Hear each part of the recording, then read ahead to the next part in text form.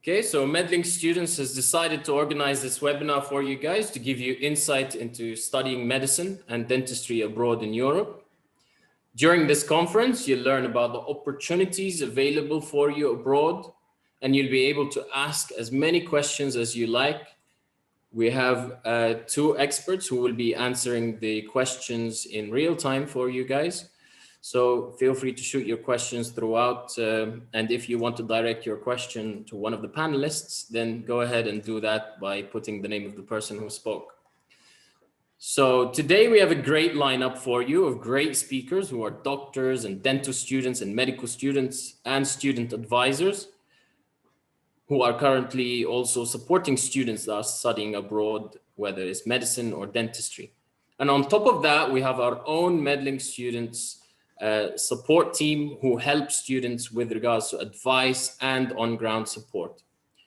Everyone here is ready to share their experience with you and to help you make a confident decision on going abroad.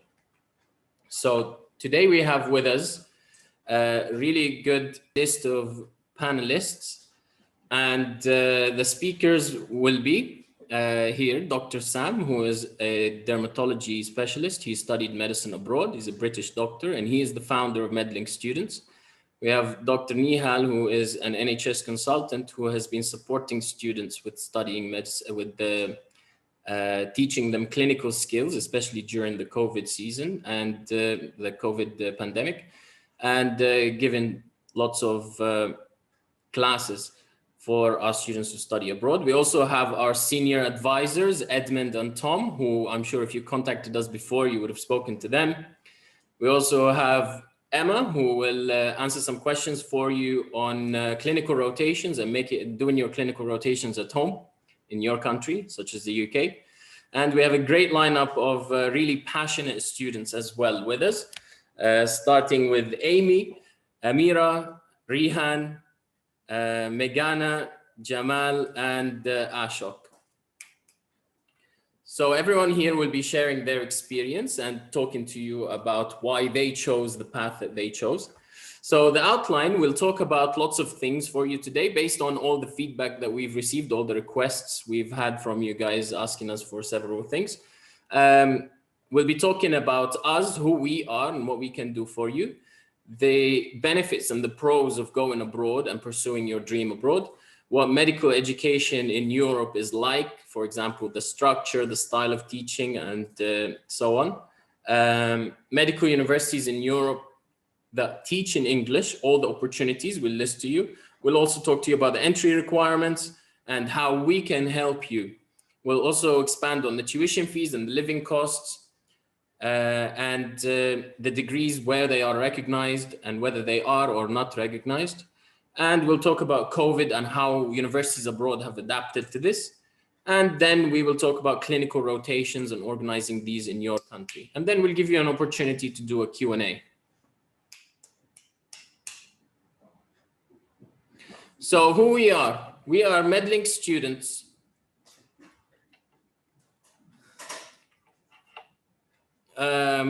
Who are we? Well, sorry about that. So who are we? We're Medlink Students.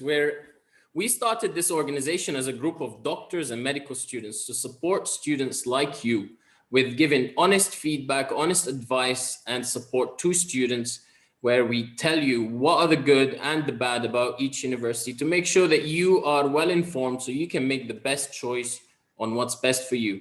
So we're the leading international students' choice for 2 consecutive years, where lots of students come to us for very good and high quality courses. For the past 2 years, we have a very good team on the ground that supports students. We have our on-ground supportive team in Bulgaria, Romania, Georgia, all the universities that we deal with, where we have representatives that will support you throughout your journey abroad. And we have advisors that are there to advise you and guide you and give you all the information you need to make the best choice for yourself and your future. So our advisors are knowledgeable, student-oriented, and skilled. Okay, so the benefits, I want to talk to you about the benefits of studying in Europe. Why do many thousands of students, why do they choose to go abroad? that might be perplexing for you, or maybe a little bit surprising, because maybe you haven't been exposed to the idea before, or you haven't heard about it before. However, going abroad has a very unique opportunity for self-growth, for pursuing your dream, and finally reaching what you've always been passionate about, studying medicine or dentistry, becoming a doctor, and then coming back to the UK. The courses are recognized. We always advise students about the recognition of degrees, if they are recognized in the local country, so you can, when you go back home, don't have any issues with that. The courses are English taught, so you don't have that pressure of having to learn another language. However, it is always advisable, and students do enjoy learning another language. The programs and admission entry requirements are flexible, because universities abroad want to give you the chance and opportunity to prove yourself that you do actually have the capability of studying medicine, no matter what happened in the past, whether you didn't have the academic abilities, or maybe you were distracted when you were young doing your GCSEs, A levels, high school. That's not such a heavy weight on the application. And that's why we support students, to give them a chance to prove themselves to universities. The tuition fees and living costs are very affordable, which we will talk about later on. And the applications are unlimited. It's not like, for example, in the UK with UCAS, where you have only 4 applications for studying, and then you have to wait another year. You can apply to as many universities as you like. It is less competitive, unlike where it is in your home country, where many people apply and then compete. Like in the UK, 10 people compete for 1 seat, which is very unrealistic. And unfortunately, those 9 people are stunted from their ability to reach their dream. And the facilities are good enough and modern. So I would like to bring in one of our expert advisors, Edmund, for this slide, to talk to you about medical and dental education in Europe, and on the services that we provide and the routes into medicine that are offered to you. So Edmund, would you be able to expand on the opportunities available for students? Thank you. And thank you everyone for joining us today. We're always really excited to have you join us, because we know that it's something you want to do and you're serious about. And we're continuously always going to make sure that we find the right universities for you and the right options out there for you. Now, having worked here for many years now, I speak to hundreds of students. Some want to pursue medicine, some want to pursue dentistry. And it's always great to see how passionate you guys are when you're talking to us, because we see how serious you are.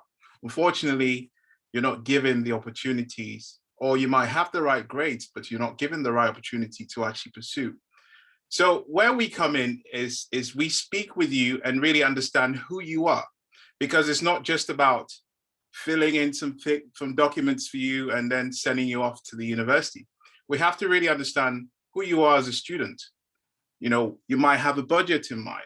You might want to live in a bigger city. You know, it's bigger than that. So we look at the options that are in Europe for medicine. And if you're looking to do an undergraduate program, the programs are 6 years in length, which are MD. And MD is something that's considered a master's equivalent. And then you've got dentistry. Dentistry can be anything from 5 to 6 years, depending on the country as well. Now, all these degrees are fully recognized by the GMC, because we look for the universities that have the requirements are met by the GMC. So your student coming back to the UK, you can either register with the Medical Council or you can register with the Dental Council. We always continuously check to make sure that the universities that you'll be studying at will have that requirement. So some students that we have as well, maybe they've studied A levels in the UK and decided to do a degree, so a first degree. So you'll have a student that might want to go and do a biomedical science degree, if you like. And then they'll want to study graduate entry, so 4 years. We also help with students who want to do that as well. So they will study 4 years or sometimes even less. And this really depends on what you study. So if you've done a biomedical science and maybe a postgraduate degree as well, we can look at that. And we look at the specific modules that you've done, which has to be science related to allow the students to go into it. And now we're not just going to apply for you. throw you in the city, wish you well. Hopefully you survive there for 5 or 6 years. We actually have a team of students that will support you when you first get there.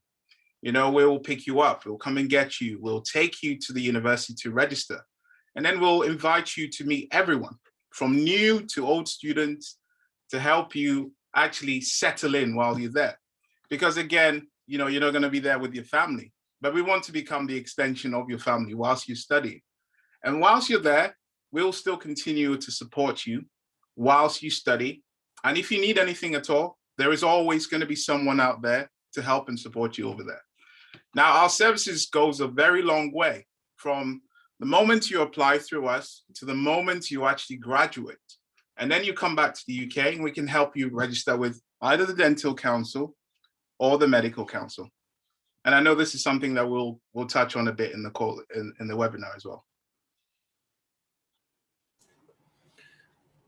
All right, thank you, Edmund. As you can see, there are many routes into medicine or dentistry. There's many opportunities. It's all up to you. It's all down to you to choose what's suitable for you.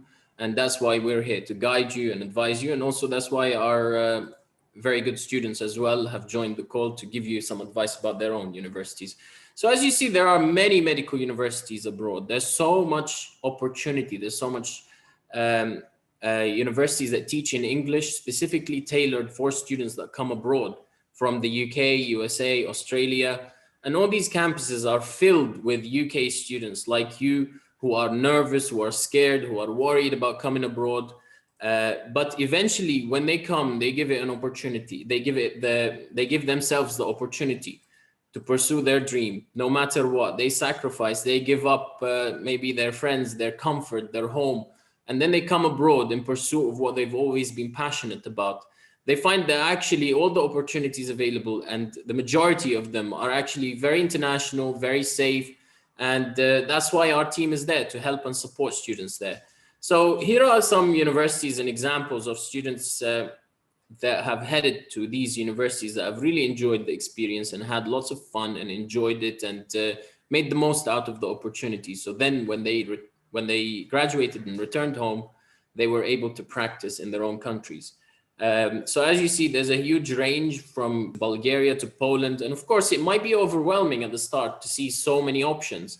And I'm sure our students as well will expand on this later on. When you first consider the option of going abroad, there's so much opportunities that really it's like choosing something off the shelf in a supermarket where there's so many brands. You have to choose one, but you're lost.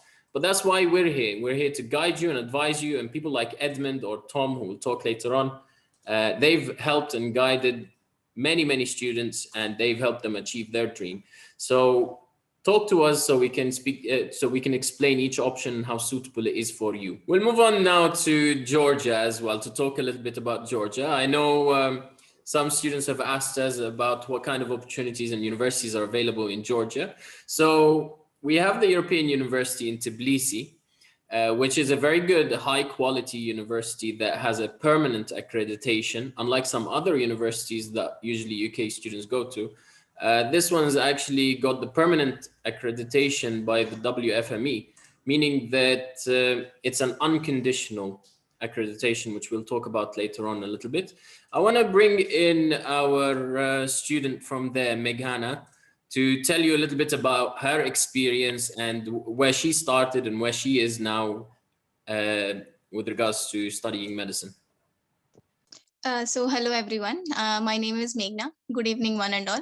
And my name I'm from India, and now I'm currently studying 6th year at the European University. So I had lots of wonderful experiences in the past 6 years. So I was very skeptical about studying abroad, like for pursuing medicine or anything, because leaving our own country, it gives like many, like we always think twice. So but then once we start to think about it. We just have to understand that if we put a leg in, and then you will be submerged totally in it. So we just need a little research in like searching all the universities around all the world and then seeing which is suitable for you. So after that, after too much research, I've seen Philippines, I've seen China, I've seen Ukraine, and but then I don't know why, but some of like seniors in here suggested European University. So I like the teaching faculty in here very much. They are very cooperative and supportive in academics. And one of the main thing I liked in here is that the university not only has tie-ups with the hospitals, but it also has the tie-ups with the research centers where we can work in the research. So I have personally have assisted my lecturer in one of the research. And we also have, apart from the co-curricular activities like conferences or sports and all. And apart from this, like we also have clinical practice, which we start mostly in the starting of the third year. We go to hospitals, we try to attend most of the surgeries, and once or twice, and then you get under the eye of the surgeons or the lecturers, and then they give you opportunity to even assist in the operations. And I've personally sutured on the abdomen after a lot of practice with a lot of confidence. And one of the main other attractive experience which I had in our university is the exchange programs, where we get to go to the other countries. Like for example, I've been to Turkey for around 15 days. In there, I went, and then not only we get to see how the other students practice in their universities, but also we get to do the same things what they do, like working with those students and then seeing how they study and all. So apart from this, as a motivation for the students, we also earn a scholarship like based on our academic the performances. And at last, I feel that I have chosen right path for learning new skills. And now, apart from this, we also have student union, and I was vice president in it. I've now came out from that because now in the final year, so I have to concentrate more on studies. So hopefully that I think this information was useful for you. And personally, I would like to thank Medlink for bringing me in to give opportunity to share my experience about my university. Yeah, thank you, Magana. It sounds like you've had an amazing time there, and congratulations on nearly graduating. We wish you the best of luck. If you guys have any questions as well to any of our students, just type them in the Q&A section and we'll answer them for you. Brilliant. Okay, so let's move on to the next slide, and we'll talk a little bit about Romania, another opportunity that's available for students who want to study abroad. So with regards to Romania, it's another well-established as well opportunity where lots of students head there. And we've brought our own top student, Rihan, to speak about his story and how he started and where he is now. Thank you, Osman. Can everyone hear me? Yes, we hear you, Rihan. Yeah. Thank you to all 86 participants present in this webinar. This is my first webinar. So my name is Rihan. I'm a first-year student in Craiova Medical University. I've just finished my first semester. We're on the second semester now. So my background is just like as Amy's. I've done my A-level, and then I done biomedical science, and then I done postgraduate degree in nursing, and yet couldn't manage to secure a place in the UK after all those attempts. I think I've applied at least 5 to 6 times. So I thought to myself, it's about the time to actually see what's abroad. So I got in touch with Medlink very early on in 2017. And over the time, I built my trust with the agency, and they managed to secure me a place in Craiova Medical School. So the journey began from Luton Airport, and I've landed in Craiova Airport, and then from there, the university is 10 to 12 minutes. It's just next to the city center. There's so many shopping mall, restaurant, cafes. You just feel like it's just like London when you're in the city center. And the quality of education is very high. I must say, when I compare those lecture notes and slides to my UK biomedical lectures, and you are tested to a very high standard. These are public universities, and the professors are very prominent in their field. And they really encourage you from a very early stage, from the first year, to get involved with research, with stroke and many of our fields. And my university is just about 2 minutes away from the actual, the biggest hospital in Karova. And this is where we will be trained. And they have helipad, and you can see the ambulance helicopters landing with patients and all of that. It's really exciting. And you don't feel any differences. You do have your worries, like how you're going to finance it, where you're going to stay, and all of that. But once you land, it's just everything becomes normal. So my message to all the participants and those who wishes to study medicine to become doctors is that if you couldn't get in the UK for whatever reason, and it's highly competitive, then the dream shouldn't end there. There's loads of different avenues, and the European universities, they're really good. They test you to a very rigorous standard. I mean, I only sleep for 6 hours, 6.5 hours, and I study because I want to get the best grade. And generally, students from Germany and UK, they do brilliantly. And so my advice is to start as early as possible and make your dream come true. Thank you for listening to me. I pass on to Osman. If anyone has any queries, they can ask on the Q&A. Okay, thank you, Rihan. Rihan, I remember speaking to Rihan actually in 2017 as well. He was very hesitant about coming abroad, and he was looking for advice, and it took him a few years because he was working in the UK, and eventually decided, you know what, I'm gonna do it. It's my dream. I'm gonna go for it. And last year he went for it, and I believe Rihan has been very happy, and it's been, as far as I know, it's been the best decision he's made. That's what he tells me. So great story, really, really motivating story, and I loved your story, Rihan. Let's talk a little bit about Bulgaria as well, another avenue. It's a university. It also has 4 or 5 medical universities and 3 dental universities as well. So plenty of opportunity available. I would like to bring in Jamal to speak about his experience and his story, and where he started and where he is now in Bulgaria, specifically in Sofia.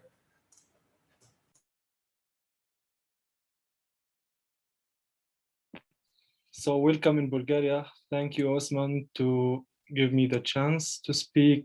The time is really short, so I try to memorize, to speak about Sofia, my experience and my practice here, in really shortly. So it was really hard decision to come here to Bulgaria, and I want just to say to all students that they are afraid to go abroad and study medicine, dentistry, or pharmacy, anything, just to go and study abroad, especially with Medlink, and have this experience to chase their dreams.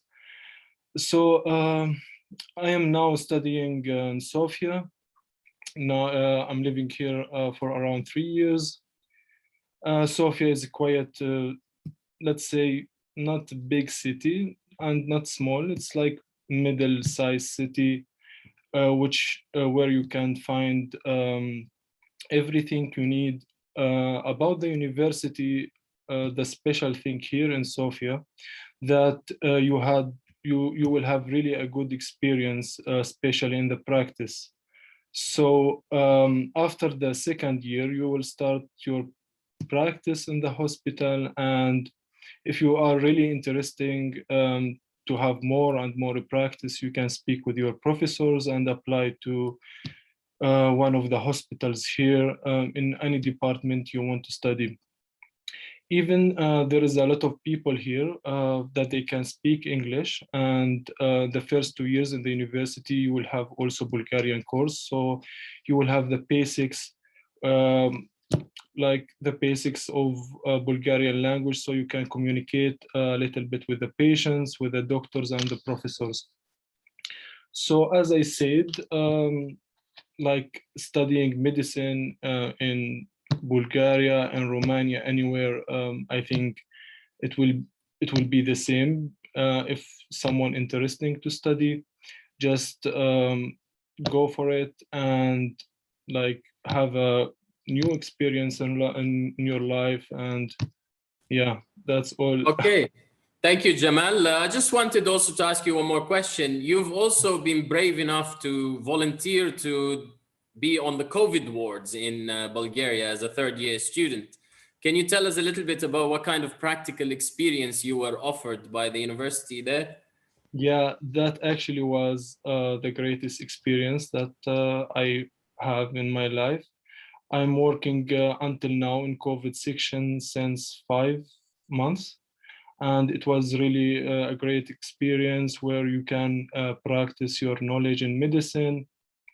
You will have also the opportunity to do like a catheter and different kind also of medical procedure in the hospital. And like the greatest thing also that the doctors are really helpful about everything you need if you have questions. Also, you will really feel yourself a doctor because you are practicing your knowledge and everything what you study in the university. Like, for example, the doses of the medication, antibiotics, the courses, what we give to COVID patients, and how just to be safe and to every day in the hospital you will learn something new. And I think this opportunity like you cannot find anywhere, especially as medical students, because not all the countries give the opportunities for the students to have such kind of practice, especially in COVID department. I know it's a little bit dangerous, but like, I don't know, I like taking risk because yeah, we are studying medicine and we will be one day a doctors. So yeah, it was a good experience. Brilliant. Thank you so much, Jamal. As you see, usually if you volunteer to do extra clinical experience, you will be taught things that you're not usually taught in the university itself. Exactly. So yeah, thanks a lot for sharing your experience. Let's move on quickly to the fourth opportunity, or fifth one, Poland. So I'll talk a little bit about Poland. Poland is usually ranging in the tuition fees of about 10,000 to 11,000 pounds. And usually there are opportunities for medicine and dentistry. Here you can see a really nice university called Białystok Medical University, and this one is in Poland. It offers medicine, and the program is 6 years, just like all the other programs that we've been speaking about. The university is actually built inside a palace. What used to be a palace was converted into a medical university, and then it's a very beautiful place and very nice. So this is Białystok. We also have Silesia, and there are other universities as well in Poland that you can learn more on our website about. Okay, so let's move on to the next slide now. With admission requirements, I would like to bring in our senior advisor, Edmund, to talk a little bit about what kind of opportunities medical universities abroad and dental universities also offer to students, and how they select and how we can help you with regards to these opportunities. Thank you, Osman. So the requirements for each university varies from the country to country. So some universities will require A-levels and the GCSEs that you'll do, and it depends on where you're coming from. So from the UK students is normally A-levels. And then some universities also accept BTEC. So if you don't have A-levels and you've done just BTEC, or you have some sort of applied science, anything that you have, we can have a look and then find the university that you can go to. Now, these universities, some of them have an entry test. So where we come in is we help you, and we'll provide you with the entry test materials that you'll need, from reading materials, ebooks, to samples of the questions and answers to help you prepare yourself for it. These are normally A-level standard tests, but we want to make sure that you stand out from it. Now, whilst you're preparing for the test, we will also be building a file for you.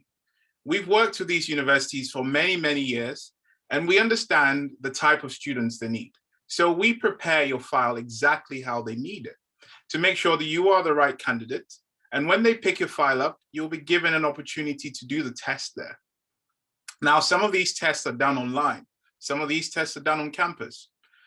The university that you'll pick will be great because we'll support you when you come and sit the test. This will be a great opportunity to perhaps come with a family member. You get to meet some of the new students there, and you get to have a good understanding of the university. And we also help with things like the documents that you need. We'll prepare the documents, we'll legalize them, and we'll make sure that the university have exactly what they need. So to recap, to actually get into a medical university from an undergraduate level, you need to either have A-levels or GCSEs or your BTEC. Now, for the students that have a degree, so for example, students like Rihan and Amy, who have a biomedical science degree, are able to transfer the credits that they previously studied into the program, where they can either skip the first year or the second year, and they go into the third year where they do 4 years in total. But this will depend on the type of university. There is also a university we have in Georgia and then also in Poland. But it will also depend on what you have, what you studied, and what degree. And then we can look into which university will be more suited for you and the environment as well. Brilliant. Thank you, Edmund, for explaining all the opportunities available. Okay, so let's move on to the next slide, which is about how we can help you. So how can Medlink students help you? So usually when you come to us, students come to us, they're a little bit confused because the options are so overwhelming out there. They want somebody who's helped students before, who's been through the experience. That's why we've built our organization. We've built it because we're passionate about helping students, guiding them, providing them with good advice, good insight into what to expect, because it's not easy moving abroad. And we're not here to just tell you it's all roses and flowers, because it's not.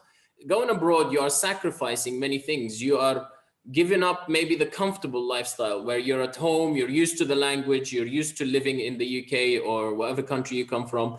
But going abroad, you're going to have to make some sacrifices. But it's up to you to decide, are the sacrifices important enough for you, or is medicine important enough for you? So it's up to you to decide. And that's why where we come in. We give you all that insight, all that advice. We guide you, give you feedback from students, doctors, people that have gone through the journey themselves. They've experienced all the difficulties. And we try to reduce these difficulties as much as possible by supporting you on the ground, giving you all the information you need so you go prepared. So you're not worried about preparing documents, or you're not busy signing papers, looking how to legalize things, how to translate things.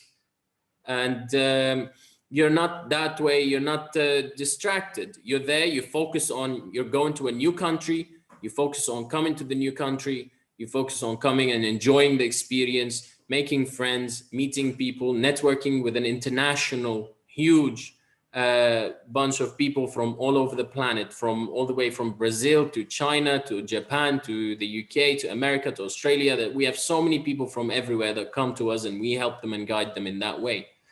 And that way you can just come, focus on your education, focus on your studies, and get supported from the moment that you join the university until the moment that you graduate. I'd like to bring in Dr. Sam here to talk a little bit more about anything else that he would like to add. Are you there, Dr. Sam? Yeah, hi there. Hello? Yes, can you hear me? Yes, we hear you. Okay. Yes, basically, we have always been trying. I mean, the guys have done an amazing job and have explained pretty much everything that I would have wanted to say. Sorry, guys, I can't open the camera because I don't have access to something with a camera, but I will explain something small. Basically, the idea of Medlink Students is always to try to make things possible. Things that are maybe we think are possible and we think they are a great opportunity. We just basically communicate and liaise with the students, governing bodies, universities across Europe in order to make the experience a little bit easier and better, especially for the kind of mature students like Rihan or Amy, in order to be able to utilize the knowledge they had before and to make the most of it, and then being able to put things into practice. Some people as well are a little bit younger and they want a little bit more support. They're not so brave to make that decision. So we just like to be there, like next to each person and make him feel like he has a family. And that's why we are building Medlink Students, is to grow this family, to have kind of different people in different cities across all of Europe, and as well many graduates and different kind of doctors who will go back abroad and back to the UK, America, their countries, Saudi Arabia, wherever they would like to go, and then have someone there who's been with Medlink Students, like keeping that network busy and keeping that network together. So we have that support even after graduating. So we kind of started with making it easy for people to take that leap of faith and go into Europe and study and achieve their dream. And now we are working together with everyone and the universities and the different hospitals to make it easier to come back to the UK and start to work, and not to have any kind of disadvantage compared to someone who's, for example, studied in the UK and graduated from the UK. So our aim is always to work with the students, see what you guys need, and make sure this journey is from the start to finish a successful one. And then we can see all our students and our and family members, Medlink family members, becoming like great successful doctors and inspiring other people to make that step and to take that step, and hopefully in the future growing these opportunities even further, so we can continue to allow a bigger number of people to become doctors, because we are all doctors, and we really have not kind of regretted one moment. I graduated from Europe and I've not regretted one moment for traveling and making that step and that sacrifice. And to be honest, it was a wonderful journey. And if I go back in time and I was offered a place in the UK or Europe, I would choose Europe. And that's how much I've enjoyed my experience, and many others have as well. And it grows. And the main thing is you grow a lot of confidence going abroad and doing this step. And many people will respect that, because they will say, okay, this person is dedicated, is passionate. Even if he didn't get in the UK, he still chased his dream and did all the difficult steps which were involved from moving abroad, and adapted and basically came back. So it is something that is looked up upon by people. Osman, would you like to take on from here for the next slide? Okay, thank you, Dr. Sam. That was very insightful. Okay, let's move on to the next slide and talk a little bit about tuition fees and living costs. I'd like to bring in Tom here, who can expand and talk about the different prices and different opportunities available for students. Tom? Yeah, thank you, Osman. I just wanted to say I hope it's been a good insight for you all so far. I've enjoyed listening to all the students. Seeing the smiles on the faces is always a good thing. Yeah, so when it comes to living costs, it really varies a lot in Europe. So as you can see just by this, you can be paying as little as €3,500 a year, all the way up to sort of €25,000 a year. Now, the main difference tends to equate to the cost of living. So if you're going to a country where the level of economy is lower, the cost of living is lower, in turn, the tuition fees are going to be lower as well. It just goes down to that, really, and it's that simple. If you're looking in terms of facilities and how the universities are, and yeah, it's a fraction of the cost of even what we would pay in the UK. Cost of living, as I said, it's very similar with the tuition fees. Whereas, you go somewhere like Poland, it would be 500 to 600, and then somewhere like Germany, even more. So yeah, it really does vary a lot. But what I want to say is, obviously, the cost doesn't mean the quality. If you're spending less, it doesn't mean you're getting less.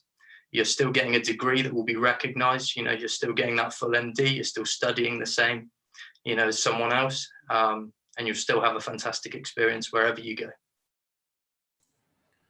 Brilliant. Thank you, Tom. The tuition fees for graduate entry are a little bit more. This one is all about first year entry for all the countries here. So if you're interested in graduate entry, then you should speak to us so we can inform you about the separate routes. All right, so let's move on. I want to bring in Emma to speak about organizing electives in the UK or in your home country. So Emma, are you there? I am indeed. Hello, everybody. Brilliant. Welcome. My name's Emma, as you already know. I did my rotations in the UK. I studied before medicine, I studied biomed myself, and decided to go to medical school like the rest of everybody who is graduates as well.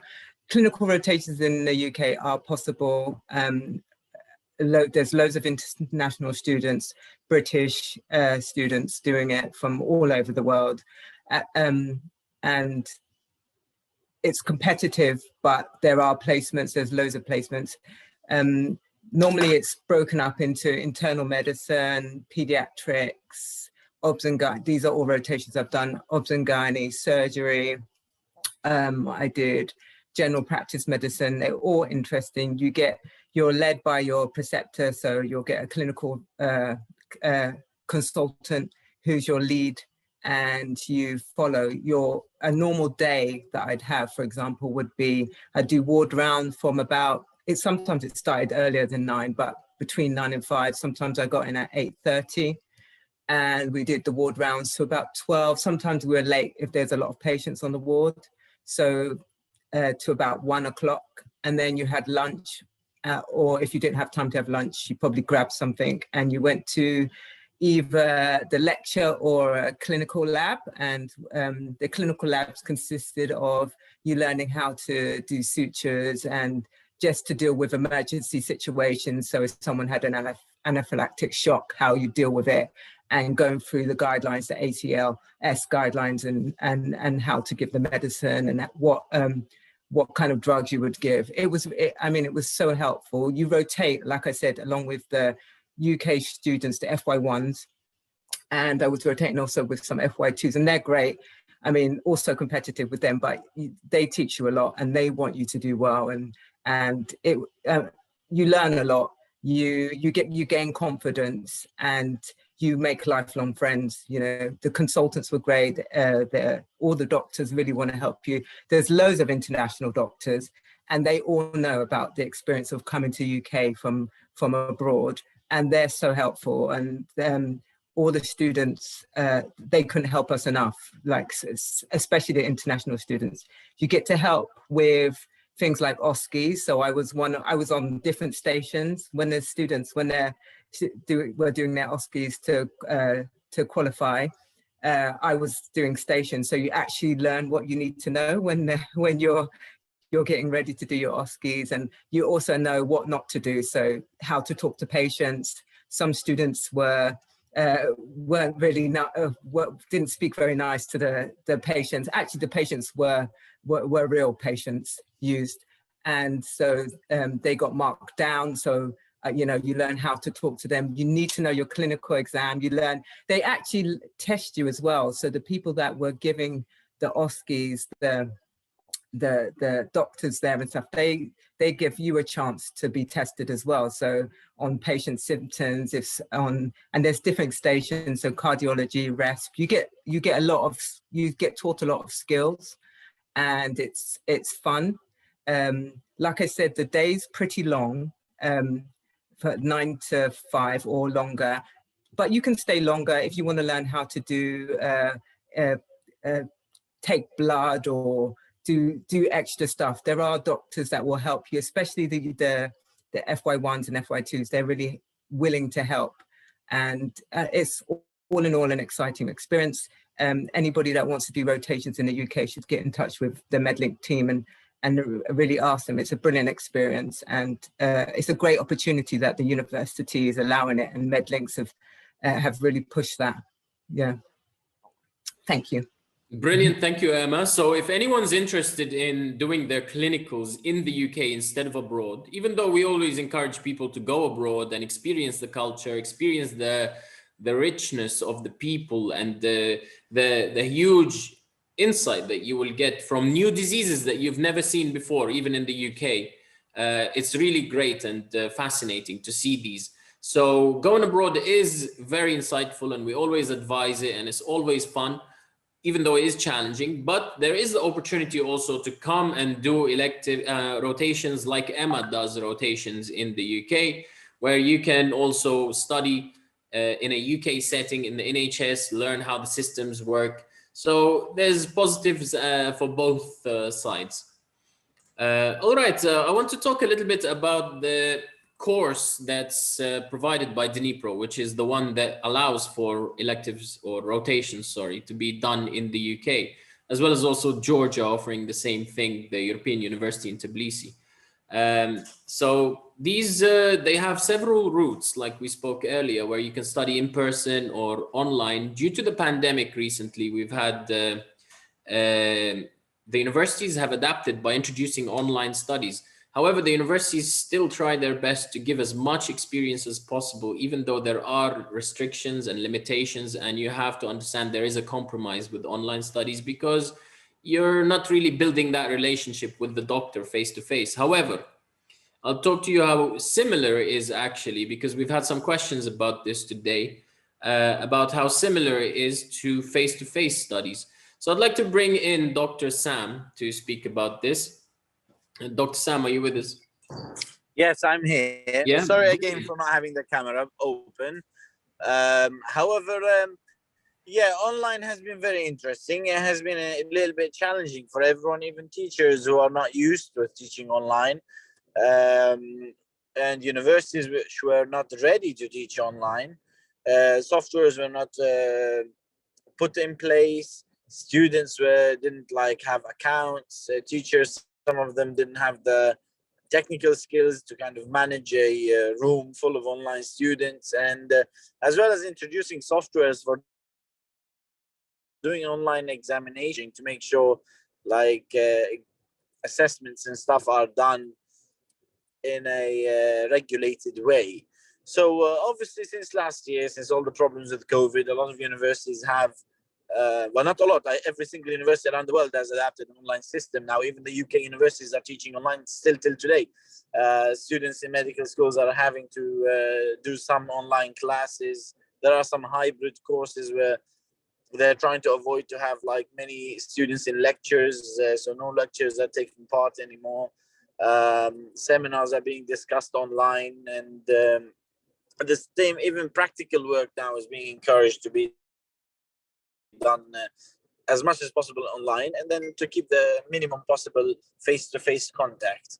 Now, obviously, that's revolutionized the whole education system, and now many countries, including the United Nations, are in discussions with many government bodies around the world that maybe online should be the way forward, and with kind of still access to that social access face-to-face, coming with patients, coming with teachers, meeting colleagues, but trying to also being more efficient and teaching more people online.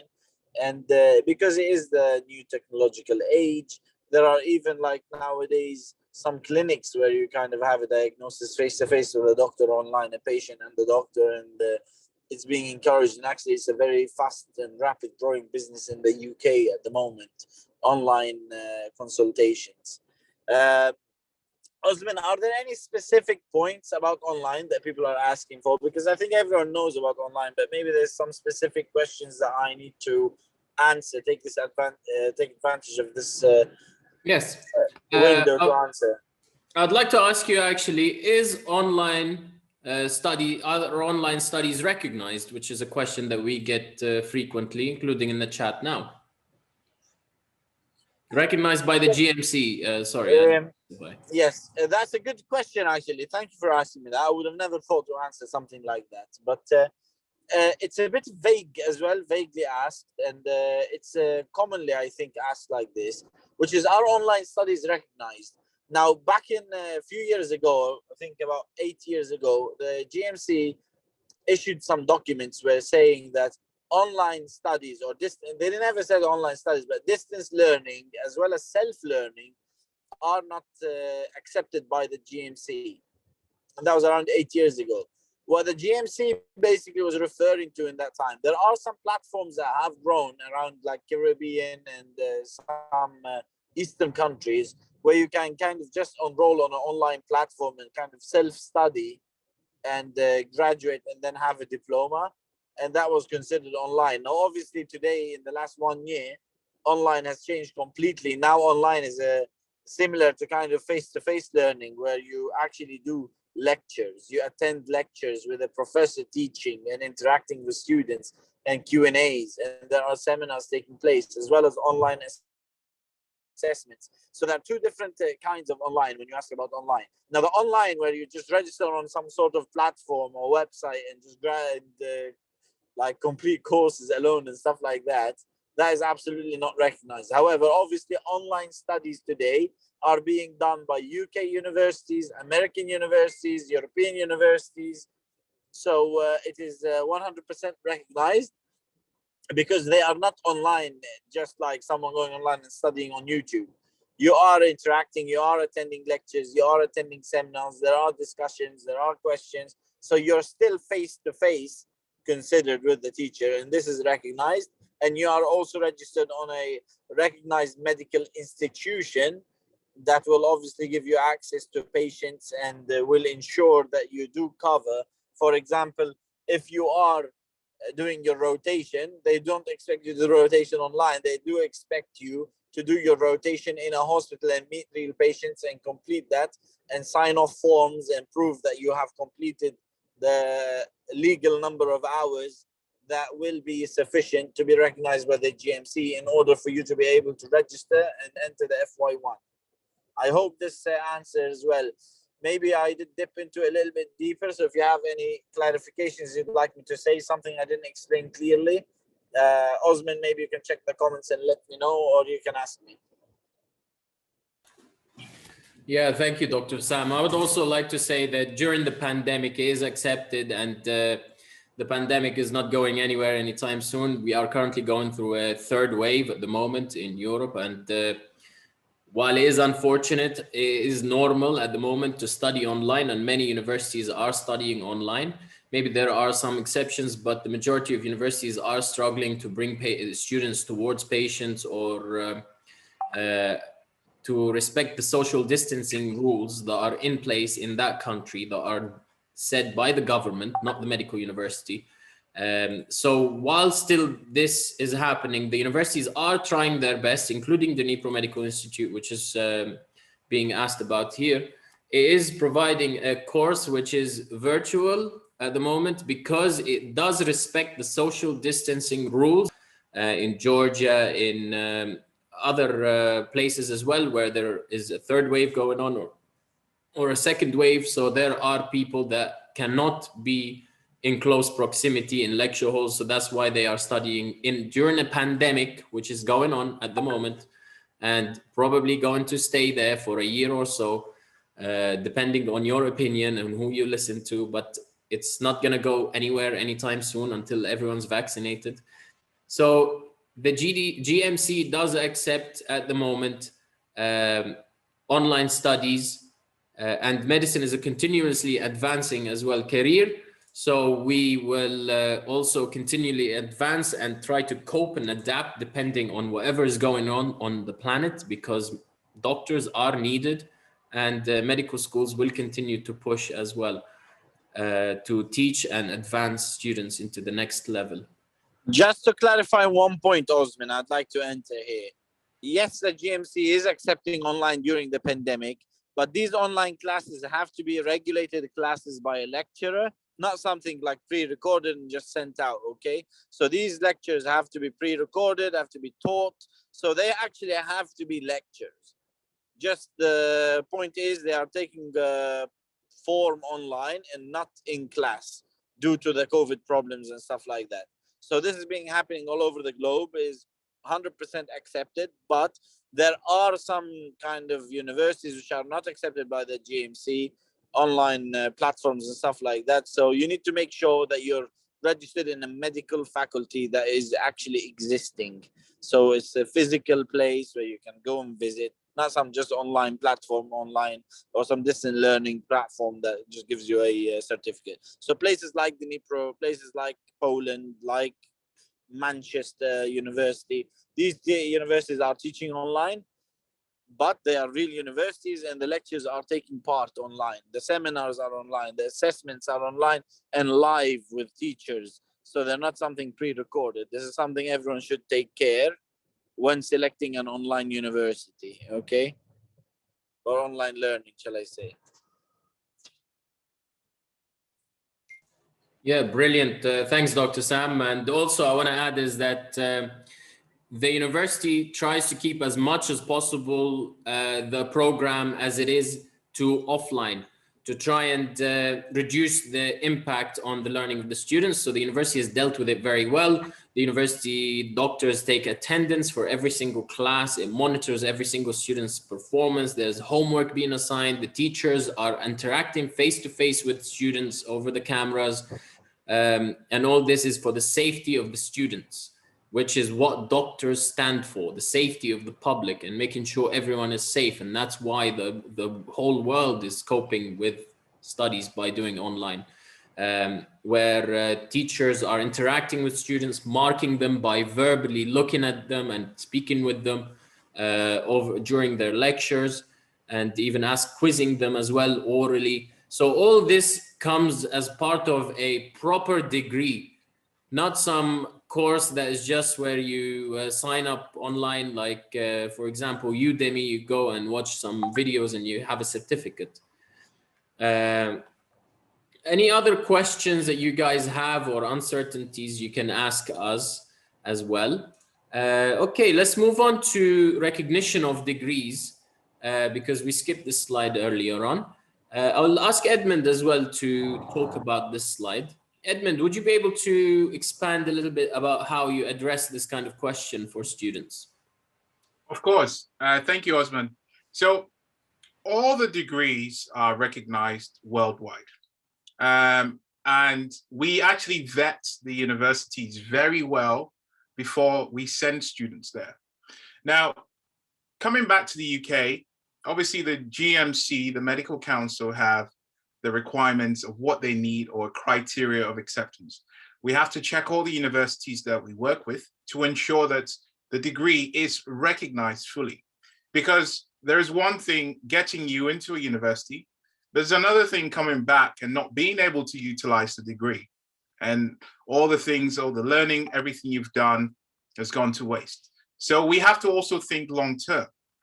When you come back to the UK, one of the things that we actually help with is the GMC registration. Now, all the other degrees also, the medical degrees or the dental degrees are also accepted in other countries, like in the US, Canada, Australia. And we've had graduates who are back in the UK who have done a graduate entry. We've had students that have come back to the UK from Poland, from Romania, from other countries as well. And we also have students that are practicing in other countries like the US and Canada. And so we carefully check and we vet the universities well. And also this brings me on to this point as well. And this is something I get asked a lot because students who come to us are concerned about so many things, especially Brexit. And the question that I get asked a lot is, will Brexit affect my degree coming back to the UK, for example? The answer is no, because the General Medical Council are actually finding ways and doing everything they can to ensure that the degrees are assessed in a really good way and a good way for students to be able to work. So for example, they are actually introducing a new exam for everyone in 2024. This is called the Medical Licensing Assessment. This is now going to replace the PLAB exam. The whole purpose of this exam is to set a common threshold for safe practice, meaning that if they put a British graduate next to an international graduate, you should all demonstrate the same skill. So what the GMC are doing is actually really great because it's showing that they want everyone on the same standard. So from 2024, every student, whether you studied in the UK or abroad, will be required to sit this medical license exam. And what the General Medical Council is saying on their website is that you shouldn't need to prepare extra for this exam. Your degree should prepare you. So you come back to the UK and you should be ready to sit the exam. There are two parts to this. The first part is the kind of the computer-based multiple choice exam, which is testing your knowledge, which is called the Applied Knowledge Test. And the second part is like the OSCE exam, which is the Clinical Professional Skills Assessment, which will take you through a series of scenarios. So really, if a student can't do this exam, then you have to ask yourself, what have I been doing in the last 4 years you've been studying? And the same applies to dental students. Again, the General Dental Council are now looking to perhaps add the oral exam, which is the Overseas Registration Exam, ORE, which is currently for students who study outside the EEA. But again, they have until 2023 to do all of this. So to answer the question, the degrees are recognized in many major countries.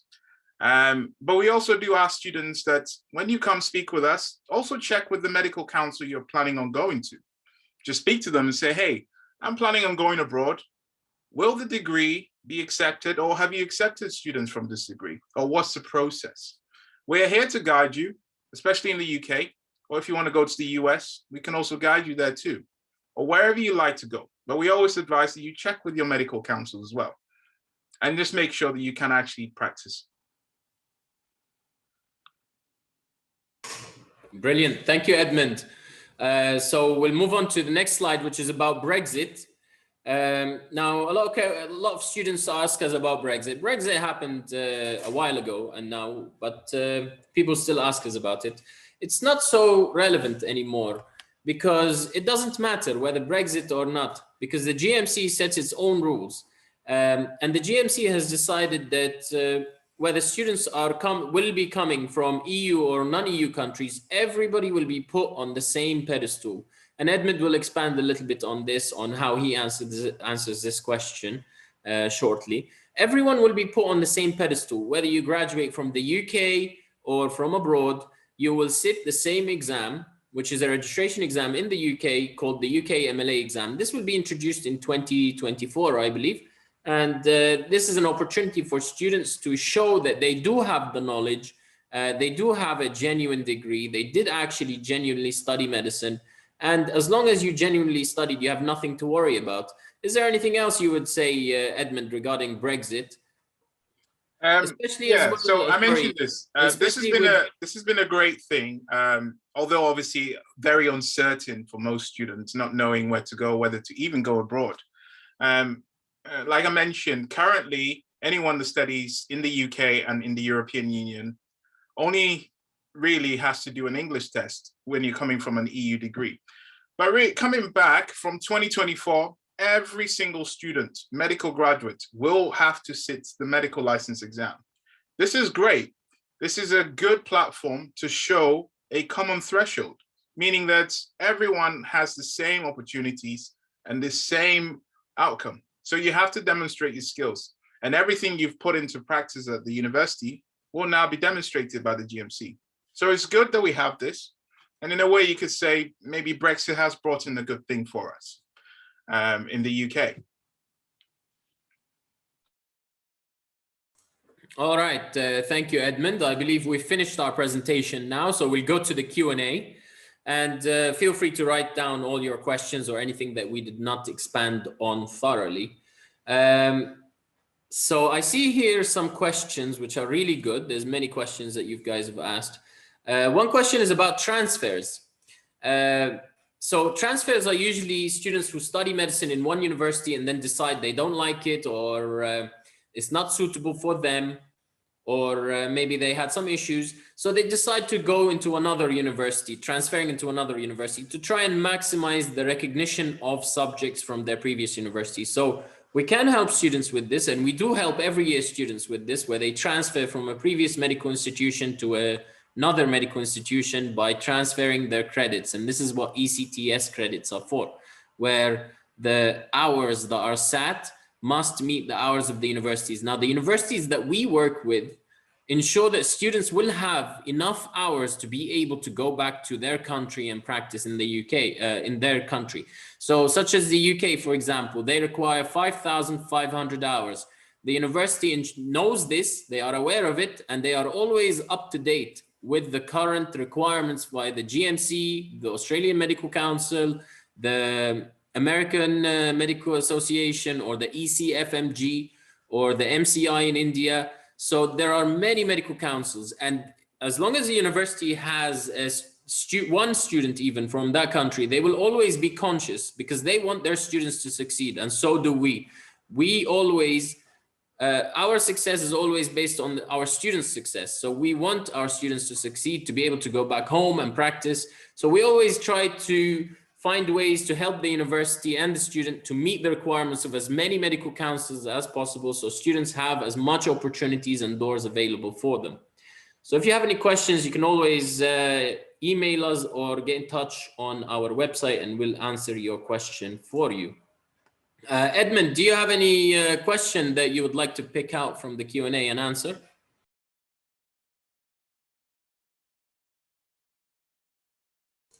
Let's have a look. There's one here, I see a good one. What about mature students? What opportunities are available for mature students? That's a great question. I mean, we speak to students from all ages. And the thing is, so most of the universities, some might have an age limit.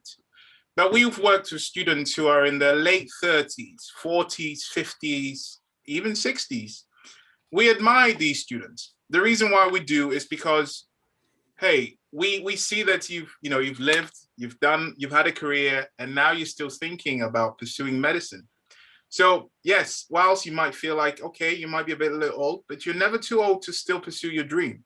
And we admire that. So we want to see that, hey, yes, you're in your 40s, but it doesn't matter. We can still help you find a place that you can go to and study and still pursue your dream. And for those students, it's just about pursuing that because they've spent years with a career, building a family, and now they want to become doctors or dentists. So yes, of course, it's not a barrier, and don't make it a barrier because we're here to help you. And let's speak about your opportunity and where we can actually send you. Brilliant, Edmund. Thank you. We have our own actual superstar heroes that are very inspiring with their own story, and they can also expand on this. So I'd like to ask Ashok to expand on his personal experience to inspire the more mature students. Hello again. It's a bit funny question, but I would like to. I'm happy to answer. I think someone in the chat did ask about the age limits.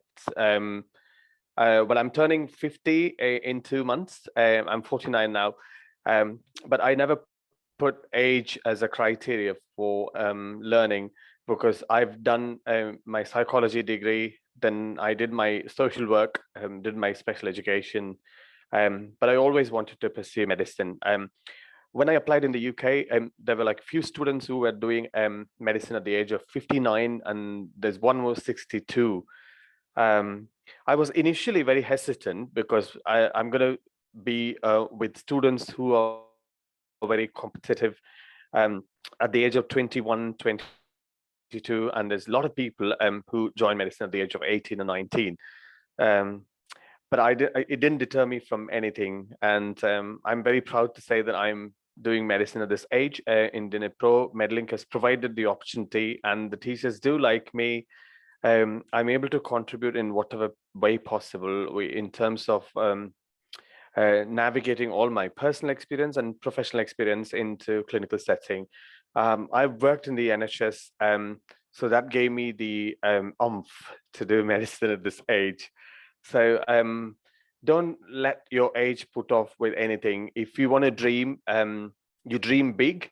And if you want to pursue, you can find avenues, and there's always opportunities out there. We should always think that there's n number of opportunities in the world. It's for us to access that. So if you ask for it, you will definitely get it. Wow, Ashok, that's brilliant. Amazing story. I hope that inspires you guys. It actually inspires me so much. Edmund, what would you like to add? Ashok, wow, you've shocked us all. We're really inspired by you. So to add to that, we also have students that have kids. And this is something that really some students are concerned about when they come to us, because they feel this might be a barrier, and having kids and going abroad. We have students who are studying abroad now. Some have 2 kids, 3, and they're all there, still pursuing the dream, just like Ashok is doing. And yes, it's tough, but they get to come home, be with their families. But we can really help anyone, and it's never too late. And I think Ashok and students like Rehan has been a fantastic testimony that you don't have to be old to become a doctor or pursue your dream. Brilliant. Thank you, Edmund. Some students are asking us a little bit about the nightlife in Europe. Amy, would you like to expand a little bit on this? Yeah, so compared to UK, especially during lockdown, Dentistry, everything is open. So I've been definitely making the most of nightlife here. My favorite to do is karaoke, because I love to sing. So karaoke is really cool here. And also there's such a variety of bars here, which is a great place to meet people and socialize as well. And there's a huge variety of clubs as well. And yeah, I don't know, it's a great way to socialize. That's where I meet most people. And it's also very affordable, like drinks and entry is very cheap as well. And yeah, I'd say it's really good. Make sure you check out the nightlife here. Brilliant. Yes, thank you, Amy. There are so much extracurricular activities. Whatever you're into, you will find lots of things to do and lots of sports and nightlife, which is the best part about Europe, actually. If you are here and you're willing to enjoy it, you will love it. It's very nice. Even a beer can cost as small as 20p or 20 cents. So it's it's fun, but also, of course, only done in limits, not always. So you can focus on your education. But good question. I like that question, because you're remembering that studying medicine is not about just stressing yourself out with academics, because you need to relax as well. And there's so much opportunities to relax and de-stress and meet other people. It's so easy to make friends and meet other people.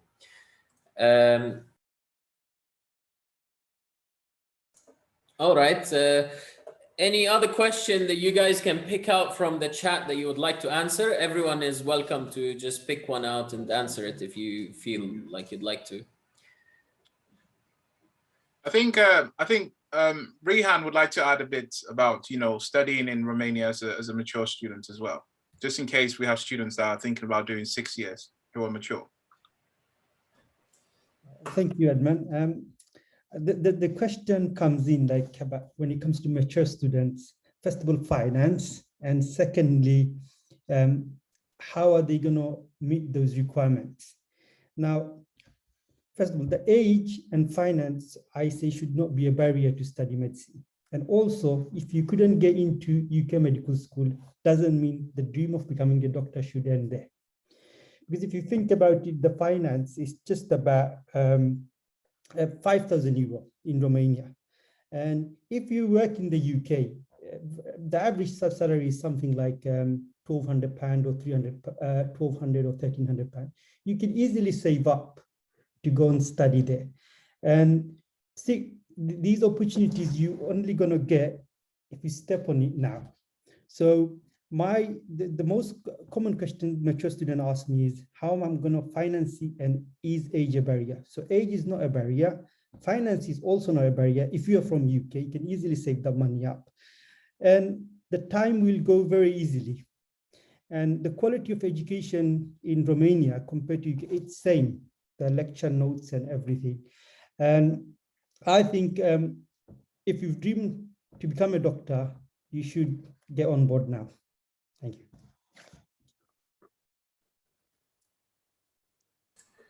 Thank you, Rihan. That is a very inspiring background that you have as well, and really good job on what you're doing at the moment. You're doing great. Tom here would like to answer a question as well about the PLAB. Go ahead, Tom.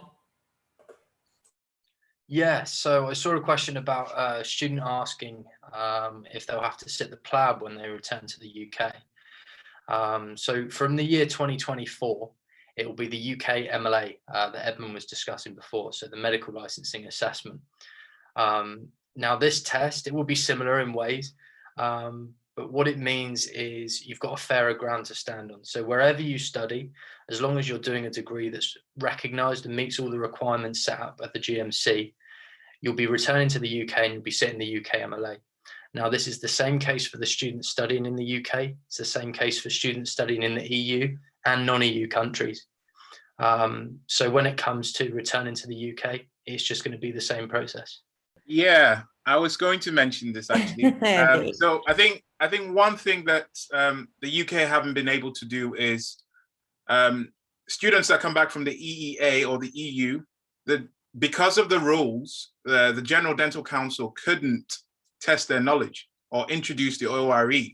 But now that we've come out of the EU, they have the opportunity or the control to be able to introduce their own. They are working on this, as it says on their website. It's not set in stone yet. However, it's likely it might be introduced in 2023. So they have like a transition period. So you might have students within the EEA who may also be able to do that. Yeah, exactly. So at the end of 2022, anyone that graduates after this date, December 2022, you're going to have to sit the ORE exam. So this is the current, what's expected of EU graduates. Whether you graduate from EU or non-EU, it is likely to stay the same, and ORE exams will be introduced. And it's not something that's intimidating, the ORE exams. They're quite straightforward, and they're just there to test your knowledge and make sure that you are a genuine dentist and that you meet the expectations of the UK. As long as you study hard and work hard and genuinely pass your degree, you have nothing to worry about with the ORE exams.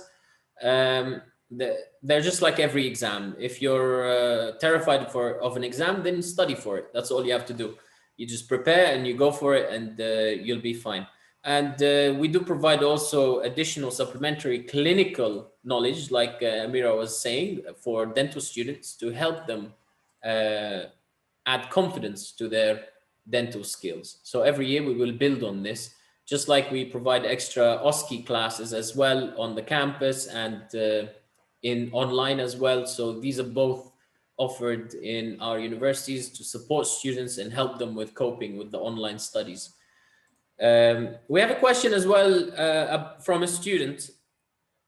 If I am vaccinated, will I be entitled to less restrictions than the non-vaccinated students so I can access the hospitals? This is a great question. And actually the universities already are working on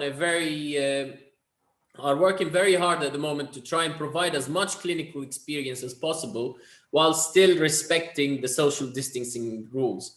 So in that aspect, don't worry, it's likely when you start in September or whenever, the universities are much more prepared now. So they're ready to try and cope and find solutions to provide students with the clinical knowledge, because the universities do actually want you to have clinical knowledge. They want their graduates to be very skilled, to be the top of the field.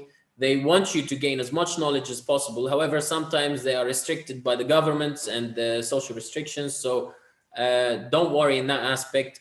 It's likely anyway, a lot of people will be vaccinated by the start of the next academic year. However, there are measures that are being added to cope with the limitations, so students don't have to get restricted. If they are happy to go and be in person, then it's likely that it will be fine. Edmund or anybody here would like to answer any other questions before we close off? Are there any questions that stand out to you guys?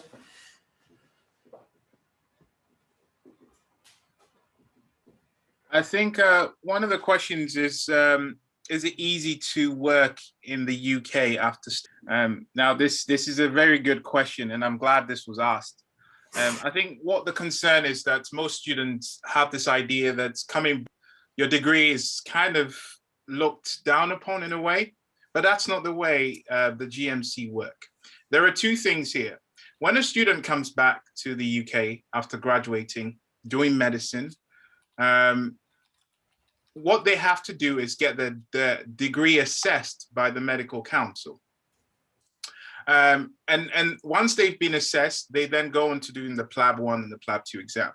From there, the GMC now deem you as competent enough to start working. So you start looking for work within the foundation year roles. Now, the selection process of working in a hospital has nothing to do with your degree. Yes, of course, they want to make sure you have studied medicine. They essentially want to make sure you have a good background, you have the skills and the knowledge to practice as a doctor. And you go for an interview just like any other student would. You interview very well and you get selected for the role. This has nothing to do with where you studied, because you can become the best surgeon in India and still come here and work. So to answer the question, yes, you can be able to work in the UK, just like the previous graduates have, and you'll be able to work and specialize from there. Yeah, brilliant. Thank you, Edmund. Actually, that's what also we plan to do in September. We'll be continuing with the UK Doctors series and providing students with advice on how to get placements in the UK and how to stand out from other applicants that are average doctors, because everyone will graduate with a medical degree, but what will make you different than other students? So it's up to you to sort out extracurriculars, to do summer electives in your country, to do extra courses, to maybe volunteer for becoming student union representative or something like this. It's up to you to also stand out. It's not actually the university, and also you need to show your knowledge. Not everyone is a graduate from Oxford or Cambridge. So there are thousands of doctors in the UK. There's over 20,000 doctors from India. And it's definitely not about the university. If there are people coming from India, from universities from all over the world, not just India, and no one has heard of these universities in the UK. People in the UK only hear about the top universities, but that does not mean that the university is bad or the degree is less or is valued at less. It's all about your knowledge, your bedside manner, your communication skills, and your extracurriculars that will make you stand out. And that's what the UK doctors will also be training students on, how to pass interviews with hospitals and how to make sure that they stand out compared to the other doctors. Another question we're getting is, can you work alongside your degree? I think Amira would be a good person to talk to you about this, because Amira has been teaching students regularly, the youngest students. She actually enjoys teaching and she thought that it would add to her CV as well. Amira, would you be able to expand on your ability to do this?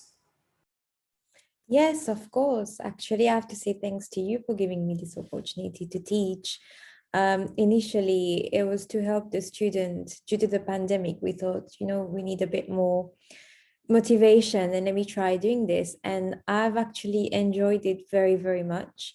The students are very interactive and we help one another. I'm still a student at the end of the day. So sometimes I make an error and we help one another, and they're willing. Every single week I get messages and they're willing to learn more, and they request me. At the moment, the dentistry, I'm concentrating on the dentistry. So my medical student do ask me, please, when are we going to have class with you? And I mean, it's amazing. That's what I'm saying. With the opportunity that I got at DMI, I never thought I would teach. That was not in my plan. I thought I just come in uni, study and do my thing and go. But I've discovered new challenges. I've discovered new passion, and I'm looking forward to take it to next level. And I think this would look really good on your CV. Imagine doing so many things. I'm part of the SU, I'm teaching. I try to do so many things as an international student. British student, what they do, they come, they study, and then, they go. Yes, they have some SU, but us, how will we manage to show how different we are from them, this is up to you. And this is what I'm trying to do. Try, and when I apply to jobs, they will look at this and say, okay, so you've actually achieved a lot. So talk to me about this. And then, you know, that's the hope. I'll let you know in 2 years' time. I'm just trying to add to what Amira was saying. Technically, if you finish your third year, that's your preclinical years, you are entitled to, you're actually a qualified nurse. You should be having skills and competencies equivalent to a qualified nurse. So some of my seniors are working as nurses part-time in the hospitals here. And I have also volunteered on few occasions to radiology department, not seeing patients because you need a medical card to enter the hospitals, because to prove your immunity level and then all the restrictions, COVID restrictions and stuff like that. But if you go out there, reach out and then try and gain all those skills, like first 3 year you finish and then you're qualified to work as a part-time nurse, so you process the skills. And secondly, all these additional trainings that being given, you get a certificate which adds to your CPD, continuing professional development, even when you're studying. So in the preclinical years, you would be sitting and enriching yourself in theory, but if you attend the training programs, you will be getting quite a lot of practical skills, and then what you can do for a patient, and then the deliberations and the arguments that they make on certain cases, making differential diagnosis. So those things are quite important. I'm 49, but I'm also joining the cricket club and the ball badminton club. So I'm not stopping from anything. So I can see where Amira is coming from, the excitement. I think the only limit that you can set is your own self, actually. So I think Dnipro Medical University is quite open. That way they give you the opportunity. When you go out with new ideas, the teachers are very, very happy. When you ask questions, they get very excited rather than just sitting and listening and as in one-way traffic. But I do remember attending Amira's classes, and then Amira said, please ask questions, make mistakes, only then you will learn. So thank you for that. Brilliant. Yes, this is something we forget to mention always, is that the teachers are so friendly and they love the idea that international students are coming to their country to learn. They're coming to, they are adding value, they're adding a richness to the culture and the diversity on the campus. So the teachers, the faculties, the local people even, they love the international students, and they will always help them. Even if they don't speak English, they will always have, for example, their Google Translate, and they will show the student, okay, this is what you need to do. They'll always, they're really outgoing, and they're really helpful in that aspect. So that it's a very good and supportive atmosphere. Of course, I can't say every single person in Europe, but the majority always are very supportive and helpful. So do we have any other questions before we close off? Anyone wants to answer anything that you can see in the chat from our panelists? Do we provide USMLE training? Well, the USMLE is an exam for America. Now, some universities will help you train for the USMLE, but what is the USMLE or what is the UKMLA? They are exams that test your knowledge in medicine. So you are already preparing and revising for the USMLE by learning medicine. So this is only natural. And then it's always about the difference between exams is always the style of the exam. So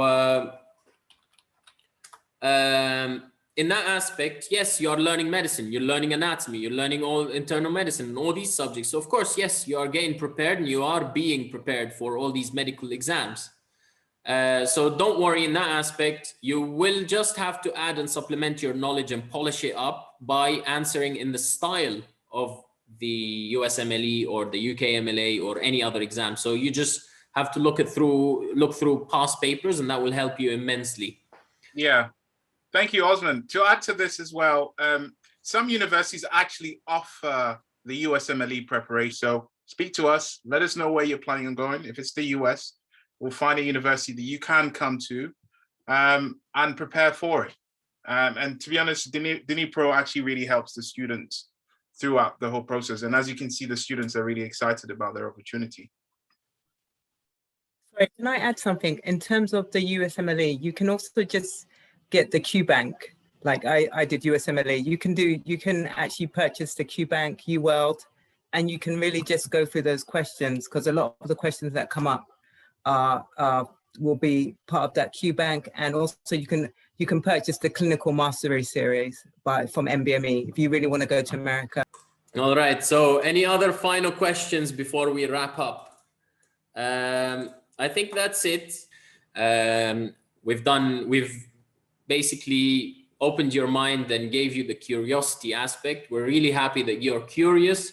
Go look on our website. There is so much information. There is all information that's written by us, doctors and medical students, and people that help us as well. So we try to provide as much free information out there to help you